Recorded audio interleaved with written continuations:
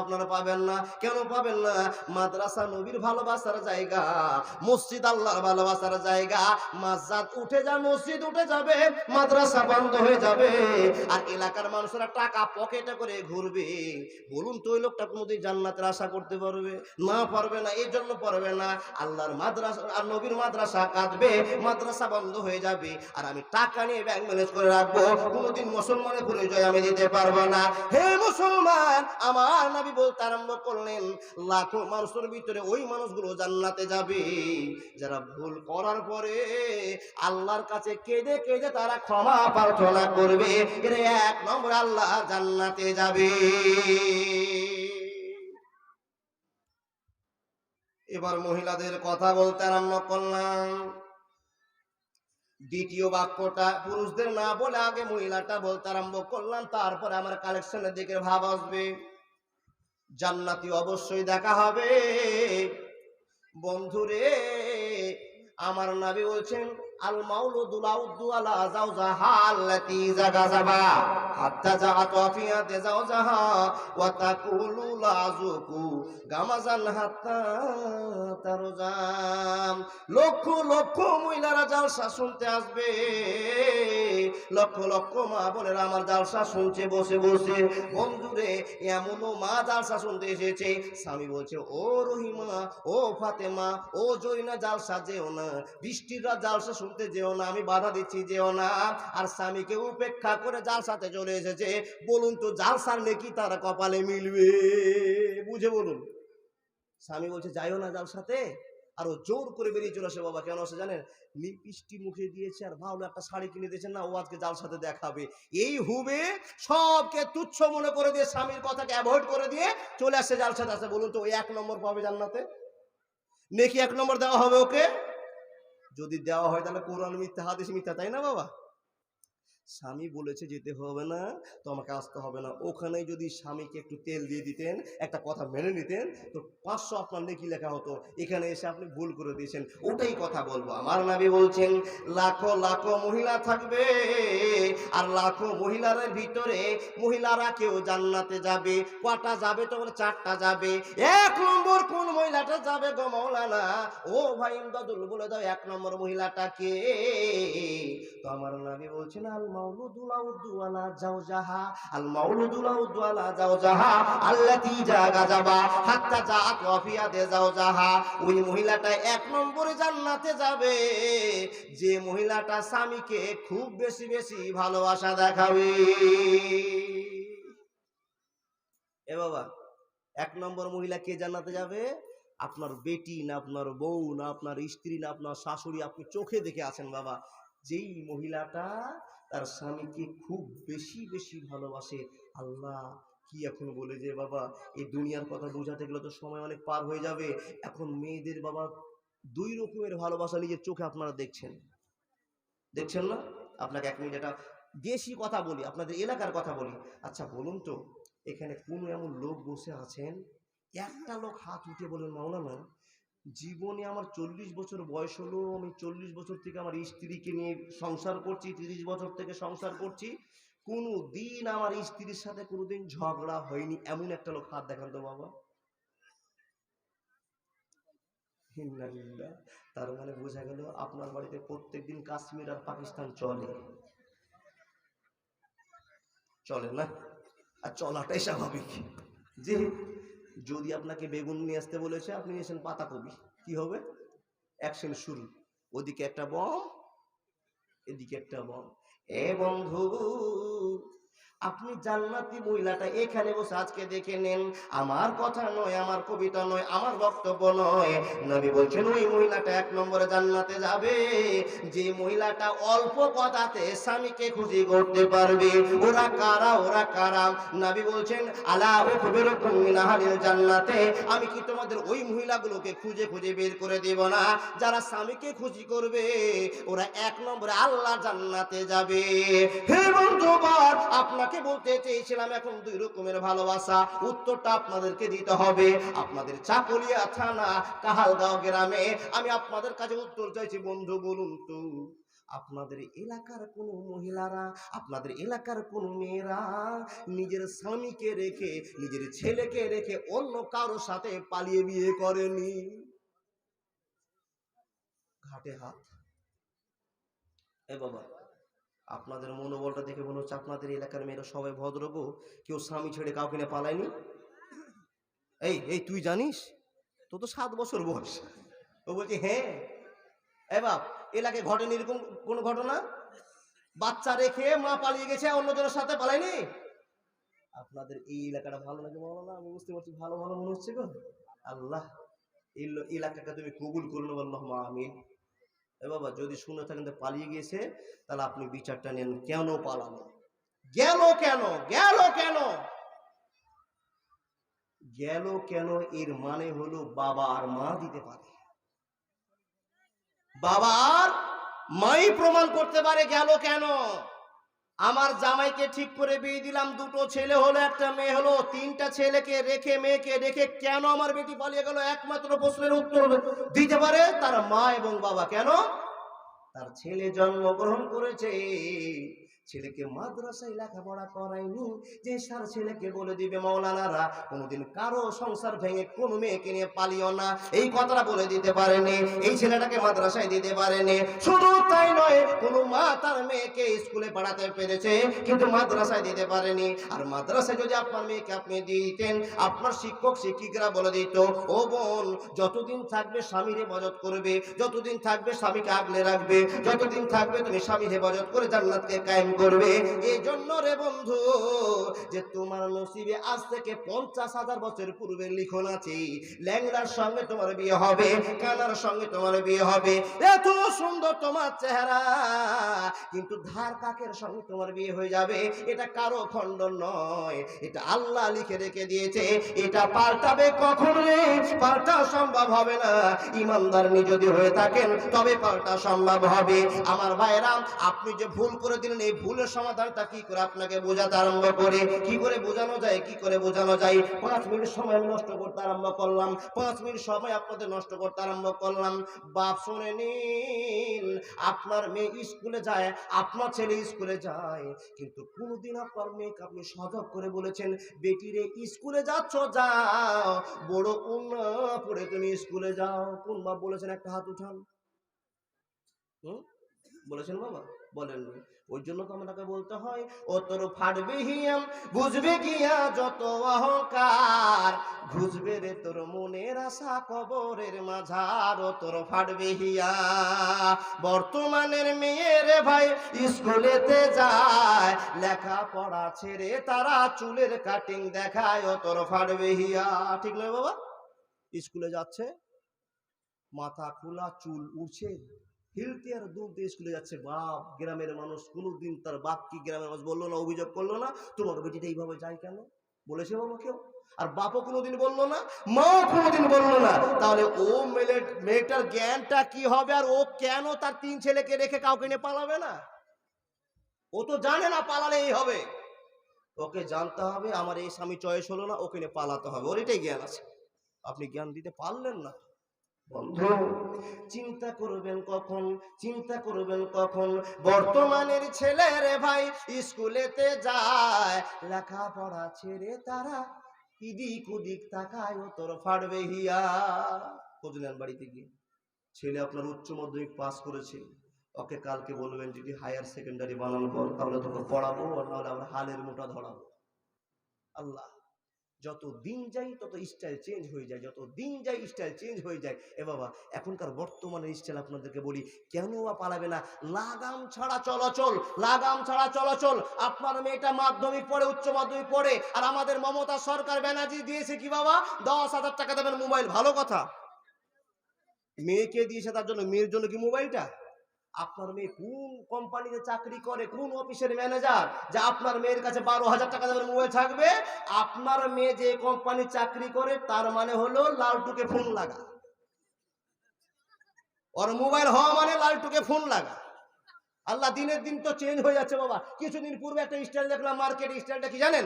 স্টাইলটা দেখলাম, মোটা মেয়ে বডি হাইফাই আর চিকন চিকন ড্রেস পরে রাস্তায় ঘুরছিল, দেখছিল নাউজুবিল্লাহি মিন জালেক। আপনারা দেখেছেন, বয়স্ক বাবারা কম দেখবেন, তাকাবেন না ভালো করে, আমার মতো ইয়ং ছেলেরা বারবার দেখে থাকবে যে দেখি আর একবার দেখি মিস্টেক হয়ে যাবে, তাই না? এত বড় বডি আর চিকন পায়জামা পরছিল। আল্লাহ বলছে এই স্টাইল বেশি দিন রাখা যাবে না, স্টাইলকে চেঞ্জ করো। আল্লাহ চেঞ্জ করে দিয়ে কি করলে বাবা, এখন চুস পায়জামার বাজার শেষ, এখন ঢোল্লা পায়জামা চলছে। এখন মার্কেটে একটা পায়জামা এসেছে, পায়জামাটার নাম কি জানেন? পালাজো। পালাজো দেখেছেন? একটা প্লাজো কাটলে, একটা পায়জামা যদি কাটেন বাবা, তো 17 বাব্বাটার পাকা লুঙ্গি হবে। দেখেননি? বন্ধু, যদি ওই প্লাজো যদি বাংলায় এসেছে, আল্লাহ চেঞ্জ করে দিয়েছে, এই চুস পায়জামা চলবে না, তোমরা এই পায়জামা এবার স্টাইল হয়ে গিয়েছে। বন্ধু, যদি চাই হলো চুস পায়জামা পেটে মার্কেট শুরু হলো, কিন্তু চুস পায়জামার মার্কেট আর বেশি দিন থাকবে না। চুস পায়জামা পড়ছে তো নিচে থেকে না পড়ে উপর থেকে পড়তে আরম্ভ করেছে, নাউজুবিল্লাহি মিন জালেক। এরা কত বোকা মেয়ে, কত নাদান মেয়ে, এরা চুস পায়জামা পড়তে আরম্ভ করলো।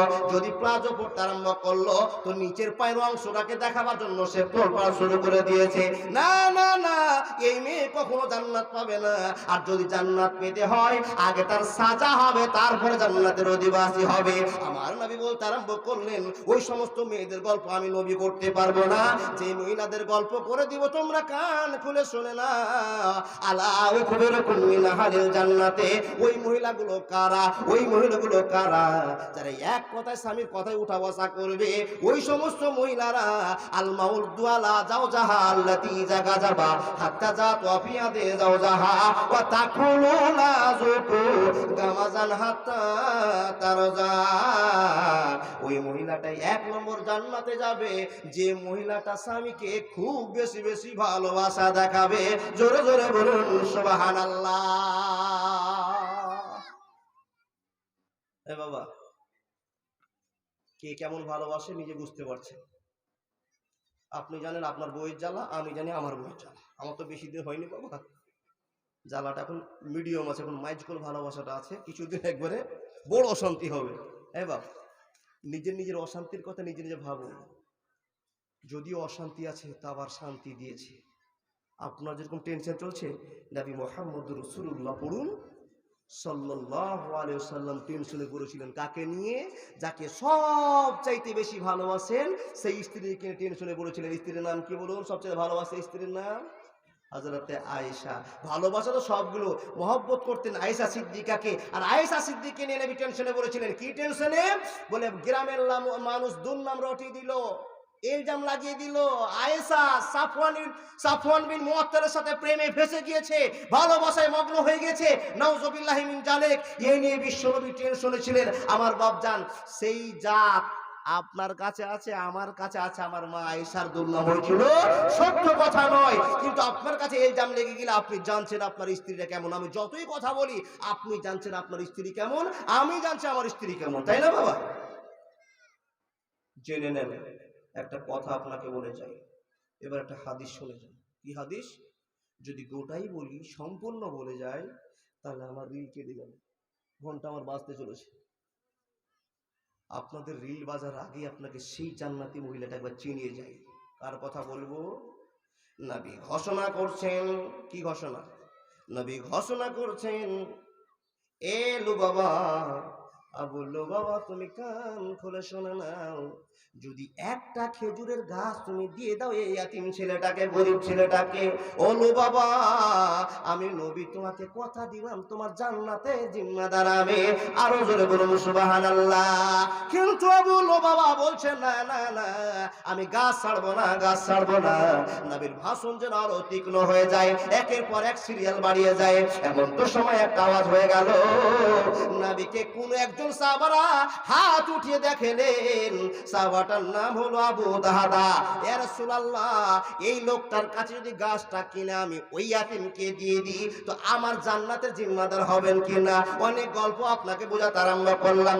নবী বলছেন, হ্যাঁ হ্যাঁ হ্যাঁ, এই বেঈমানের কাছ থেকে, এই লোকটার কাছ থেকে যদি গাছটা ছুটিয়ে কেউ আমাকে তুমি রাজি করে নিতে পারো, এই বাচ্চাকে ফিরিয়ে দিতে পারো, তো আমি তার জন্য জিম্মাদার হলাম, জান্নাতে তার জন্য আমি সুপারিশ করব আল্লাহর কাছে।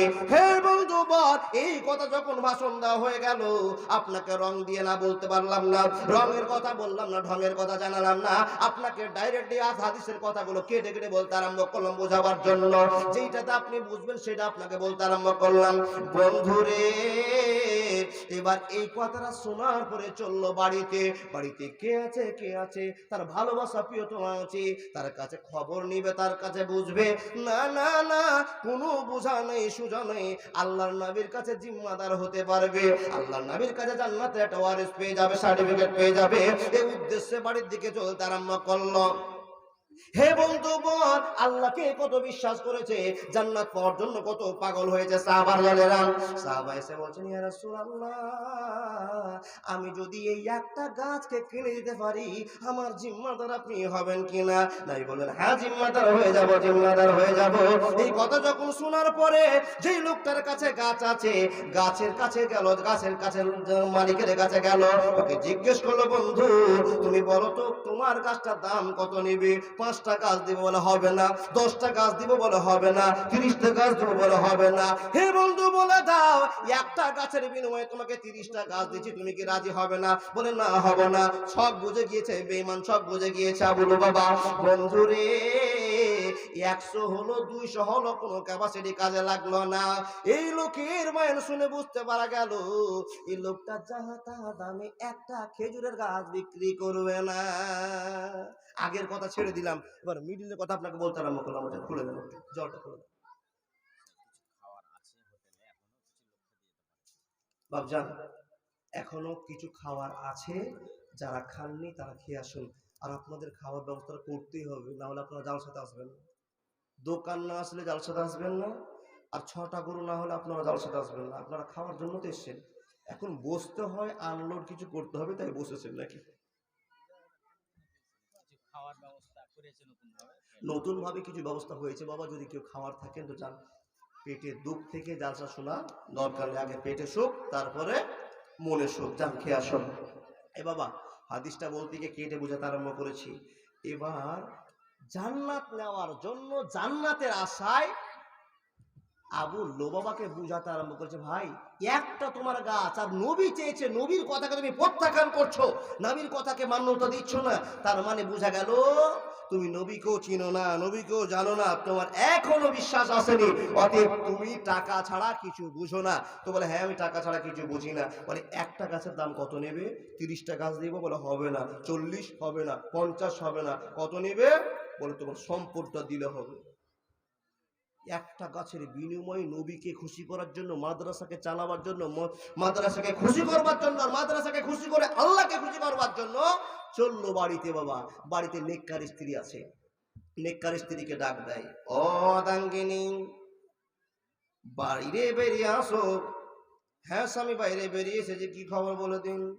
বলে, আল্লাহর কাছে জান্নাত নেওয়ার জন্য কথা দিয়ে এসেছি, একটা গাছ কিনে দিতে হবে, আর আমার 600 গাছের খেজুরের বাগানকে দিয়ে দিতে হবে, পানির মিষ্টি ঝর্ণাটা দিয়ে দিতে হবে, সন্ন্যাতে বাড়ি থেকে বের হয়ে যেতে হবে।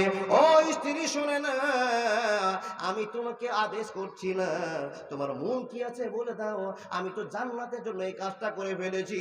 স্ত্রী রে, মতামত তোমার কি থাকতে পারে তুমি জানাতে পারো, কিন্তু নবীকে খুশি করবার জন্য, আল্লাহকে খুশি করবার জন্য, আর এই অকাল থেকে পরকালটা ভালো করবার জন্য একটা আবু লুবাবা নামের লোককে একটা খেজুরের গাছ ফিরিয়ে দেওয়ার জন্য, ইয়াতিমকে ফিরিয়ে দেওয়ার জন্য লুবাবার কাছে একটা গাছ আমি কিনতে পারলাম না, আমার গাছ কেনার জন্য রাজি হয়েছে। আমার যত প্রপার্টি আছে, 600 খেজুরের গাছ আছে, ঝর্ণা পানির ব্যবস্থা আছে, মিষ্টি পানির নহর আছে, এটা যদি তাকে দিতে একটা খেজুরের গাছ দিবে, স্ত্রীরে তাড়াতাড়ি করে বেরিয়ে চলে আসো। হে বন্ধু বল, আমার কোন কথা থেকে কোন কথায় আসলাম আপনাকে বোঝাবার জন্য। বন্ধু, জান্নাত কত নেওয়ার জন্য তাদের আগ্রহী ছিল, দুনিয়ার মহব্বতকে ত্যাগ করে দিয়ে স্বামীর সঙ্গে স্ত্রী ঘাটা ধরলো, রাস্তা চলতে আরম্ভ করলো। স্বামী গো, তুমি যখন রাজি হয়েছ আমি সেটাই রাজি হয়ে গেলাম, আমি সুখ চাই না, শান্তি চাই না, তোমার আদেশটাকে বলবৎ রাখতে চাই। স্বামী চলো চলো চলো, 600 গাছের বাগান ছেড়ে আল্লাহর বাগানে ঢুকে যায়। জোরে জোরে বলুন সুবহানাল্লাহ। হে বন্ধু বর আমার, ওই মহিলা ঘরে থাকলে আপনার জীবন উন্নতি হবে, আর ওই মহিলা থাকলে আপনার জান্নাত কাছাকাছি হয়ে যাবে। স্ত্রীকে যদি আপনি বলেন, স্ত্রী রে আমাদের কালগাঁও মাদ্রাসাতে 500 টাকা দিতে চাইছিলাম, স্ত্রী যদি উদার মনের মানুষ হয় তো স্বামীকে পরামর্শ দিয়ে বলবে 10,000 টাকা তো বাড়িতে আছে, কেন 500 টাকা দিবে, আরো 500 টাকা দিয়ে দাও। বন্ধুরে, যতক্ষণ এই স্ত্রী বাড়িতে না পাবেন বাড়িতে সুখ হবে না, হবে না, হবে না। তাই আবু দাদার মতো কোন এমন দাদা আছেন, বন্ধু আছেন, আব্বা আছেন, নবীকে খুশি করবার জন্য, নবীর মাদ্রাসাকে খুশি করবার জন্য, আল্লাহর কাছে জান্নাতটা নেওয়ার জন্য, ভালোবাসা প্রদান করার জন্য কোন এমন ব্যক্তি আছেন আবু দাদার মতো 10,000 টাকার বাগান না নয়, 600 খেজুরের গাছের বাগান কত লাখ হবে রে বাবা, আমি জানতাম না, হিসাব আপনাকে করে শোনাতে পারবো না। 600 খেজুরের গাছে একটা খেজুরের গাছের বিনিময়ে দিয়ে দিল শুধু আল্লাহর কাছে ভালোবাসা নেওয়ার জন্য, আল্লাহকে ভালোবাসা দেখাবার জন্য। এ বন্ধু বল আমার, এই কালদহের মাটিতে